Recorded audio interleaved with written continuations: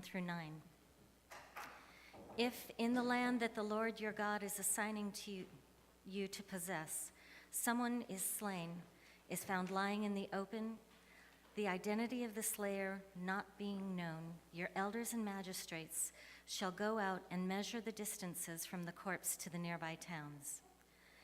The elders of the town nearest to the corpse shall then take a heifer which has never been worked, which has never pulled in a yoke, and the elders of that town shall bring the heifer down to an ever-flowing wadi, which is not tilled or sown. There in the wadi they shall break the heifer's neck. The priests, sons of Levi, shall come forward, for the Lord your God has chosen them to minister to him and to pronounce blessing in the name of the Lord. And every lawsuit in case of assault is subject to their ruling. Then all the elders of the town nearest to the corpse shall wash their hands over the heifer whose neck was broken in the wadi. And they shall make this declaration: Our hands did not shed this blood, nor did our eyes see it done. Absolve, O Lord, your people Israel, whom you redeemed, and do not let guilt for the blood of the innocent remain among your people Israel. And they will be absolved of blood guilt. Thus you will remove from your midst guilt for the blood of the innocent, for you will be doing what is right in the sight of the Lord. Mishnah Sota, chapter 9, verse 6. Would you ever think that the elders of the court were actually the murderers? Their statement indicates that he didn't come to the city and leave without food. They didn't see him and abandon him without an escort. This is the sacred story of God and God's people. May the still speaking God speak to us this day. Thanks be to God. You'll hear me? Is the microphone working well enough? Yes. Okay.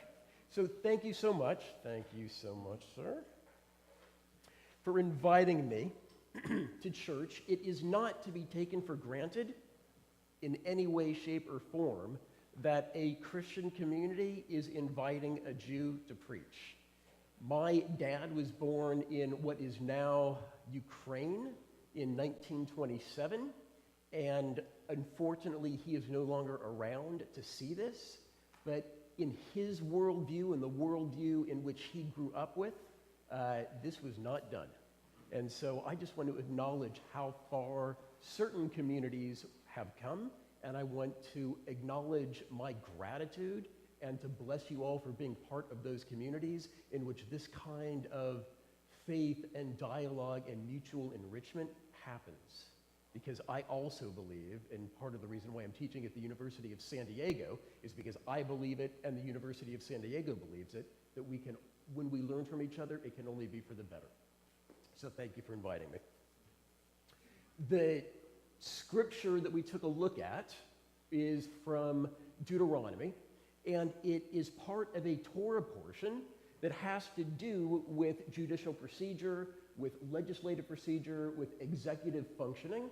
It begins with that great line that hangs on many attorneys' walls: justice, justice, you shall pursue.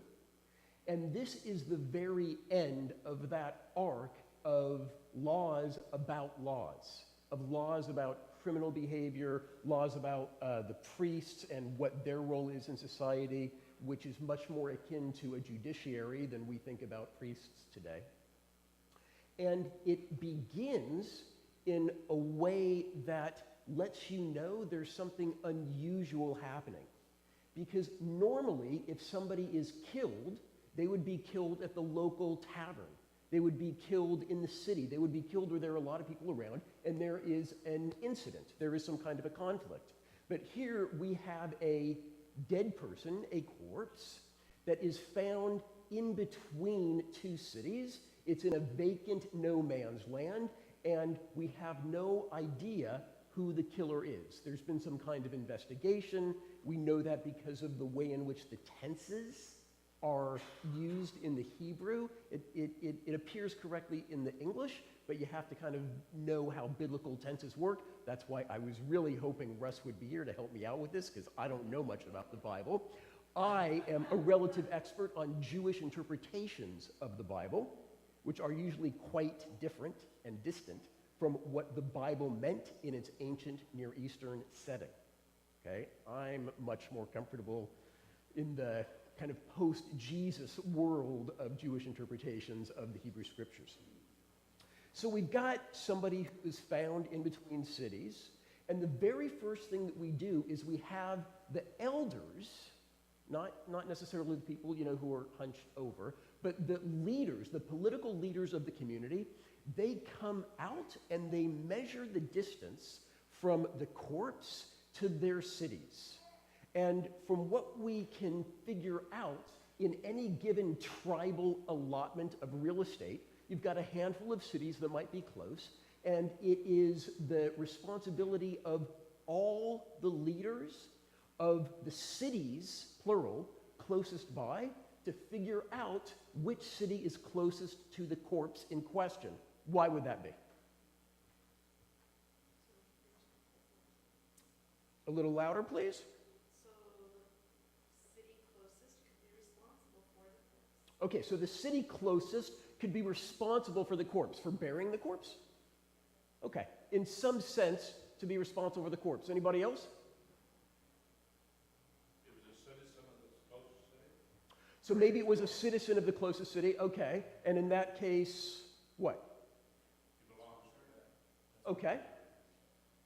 So if you imagine this for just a moment, we have a rather unusual spectacle, because we've got the elders from different cities coming to make the measurement. Then they go back and they figure out whose city is closest, and then they come out of that city. All the elders of that city come out with a heifer, right? It's kind of a big animal, and there's a procession happening, and people want to see what's going on.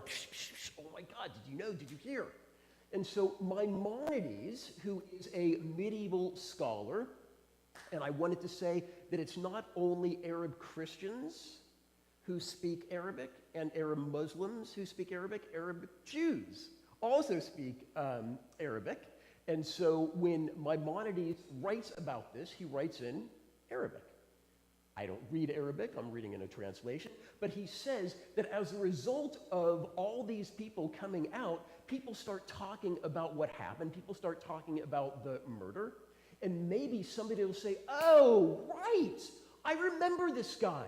Or, I remember somebody acting a little unusual, and maybe through this spectacle, evidence will be unearthed that will eventually lead to the killer.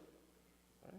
So Maimonides is wrong, but even though Maimonides is wrong, he's very interesting, right? His interpretations are always interesting. So there's this spectacle, and people come out, and then the elders of the town say this very interesting formula, which is, our hands did not shed this blood, nor did our eyes see it done. Okay, what does that mean? Our hands did not spill this blood, nor did our eyes see it done. Well, I'm going to tell you what people like Russ think it means. And I'm going to tell you because it's not something that you would immediately figure out on your own, because it's part of a totally different worldview that we know about from remnants in the Hebrew Bible and the New Testament, but it's not anything that we would kind of figure out ourselves. So in certain sections of the Hebrew Bible, there is an idea that blood is the only agent that can atone for the spilling of blood, for murder. So after Noah and the family and the animals get off the ark, there's this line that says, one who spills blood, his blood will be spilled by man. But if you don't know who killed this poor guy, whose corpse somebody finds in between two cities, then how do you expunge the guilt? How do you atone for the sin of murder that has happened in your community?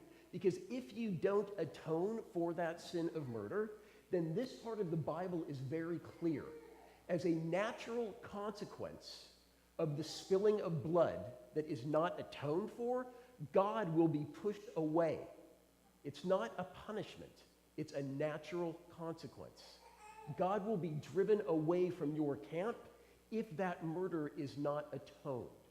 And so the Sanhedrin, the elders of the court, the leaders of the community all traipse out to this site, regardless of how far away it is from their town. They seem to be the closest ones. And they snap the neck of the heifer, and they say, this blood is not on our hands, meaning there's now blood on the floor. Okay?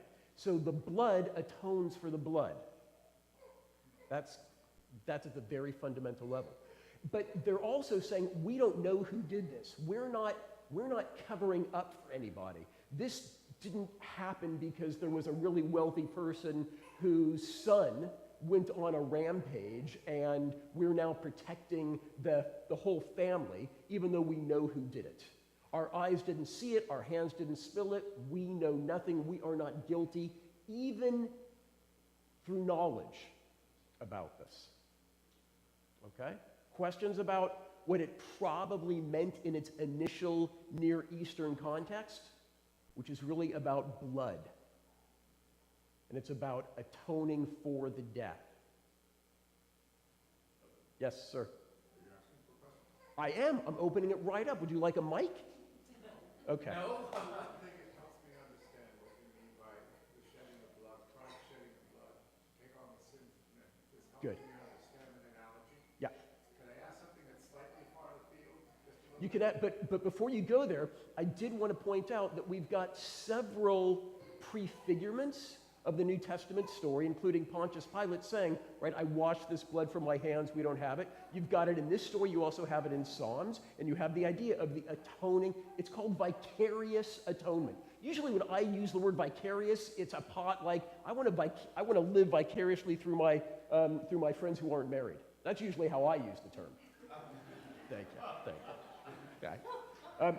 But this is vicarious atonement. We see it all through Leviticus, where you can kill an animal, shed its blood, to atone for the sin that you have committed, that if God were to have applied strict justice, it would be your life that would have to be sacrificed.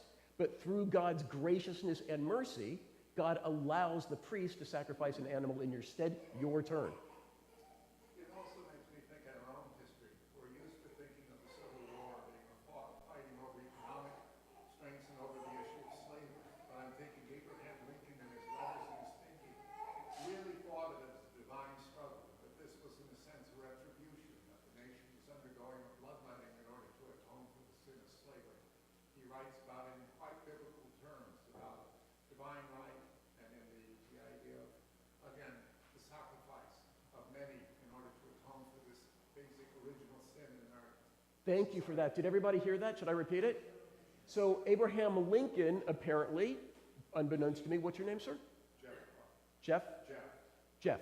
Just read Lincoln or... Just read Lincoln is the bottom line. But the idea of the Civil War in Lincoln's mind was in some way an atonement for the sin of slavery. Provocative idea, at least coming from Abraham Lincoln.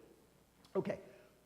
Now what we have is the first product of Jewish literature, which is the Talmud. The Talmud is divided into the Mishnah, which is an earlier layer, and the Gemara, which is a later layer. And together, the Mishnah and the Gemara are the Talmud.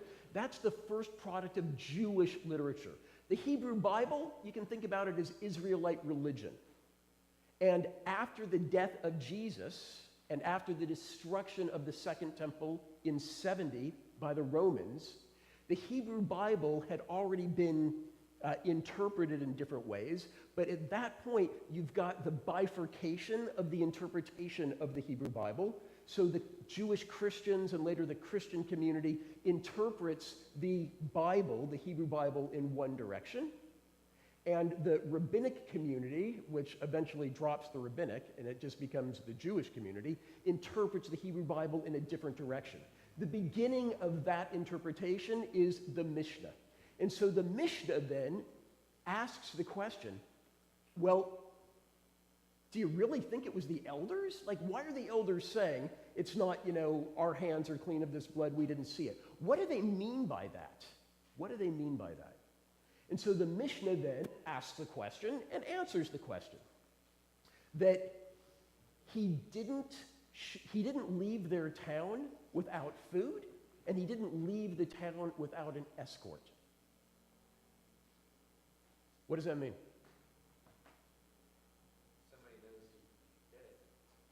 Somebody knows who did it. Oh, okay. So had he left with an, I'm not sure I understand.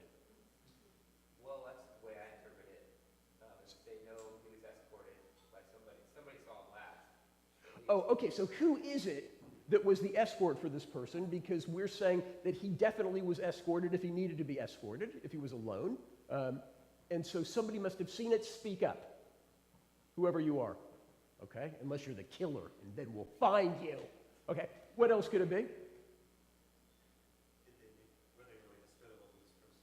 Were they hospitable? So what if they weren't hospitable? Then they are somehow partially implicit in the... Okay, good. So we have moved from a concern about blood, guilt, and atonement to a concern about hospitality. And the idea is that if you didn't give this person food, he would be what? He'd be hungry and therefore vulnerable. And so if somebody wanted to kill him, he wouldn't be able to defend himself, right? Right? Why would somebody kill him? Kill him for his money? If he would have had money, he would have bought food. Why would somebody kill this guy? Okay. Maybe vengeance. Could be. The Talmud, the Gemara, which is that second later layer, flips it around and says we're not talking about the murdered person. We're talking about the murderer. We're talking about the murderer. We didn't let the murderer go without food. We didn't let the murderer go without an escort. Because if somebody leaves town in a desperate situation who's hungry, what might they do? They might kill somebody for food. They might kill somebody to do what they believe they need to do in order to survive. That's where the rabbis take this law about blood guilt to. It's about the responsibility that we have not just for the people in our own community, but it's about the responsibility we have for people passing through our own community. And if you think about what it would look like today, not just responsibility for people within our community, but a responsibility for people passing through our community. We have no idea who this corpse is. Is the corpse part of the in-group? Is it part of the out-group? Maybe the corpse is a Samaritan. Oh my God, what are we going to do with the Samaritan? Even for a Samaritan, you're going to get the whole political leadership out there. And so part of the spectacle shows the importance of one single life, the value of one single life, the extent that a community must go to in order to respect the life that has been taken, hopefully in the hope, and this is what it says at the very end, of doing what is good and right in the sight of God, that this should raise people's consciousnesses to how we need to treat even those people we don't recognize, even those people who are other as they're passing through our town. Questions? Okay, so one of the things I want to point out here is that we really have moved from a preoccupation with atoning for the blood by spilling blood to this kind of social justice, community-oriented perspective that fits in so nicely to many of the sayings of Jesus in the New Testament. Yeah? People see that? And so frequently, Jews feel as though when people are comparing the Old Testament and the New Testament comes off as so much more concerned about social justice issues, well, that may or may not be true, but that's not the right comparison. The right comparison is between the New Testament and the Talmud, because they're contemporary. Right? So just like the New Testament interpreted the Hebrew Bible in its direction, we've had a chance to see today how the Talmud has interpreted the Hebrew Bible in a very different direction for a post-temple reality where the Romans have now occupied the land of Israel, and they need to figure out a modus vivendi, right, to render unto Caesar what is Caesar's and render unto God what is God's. Thank you very much.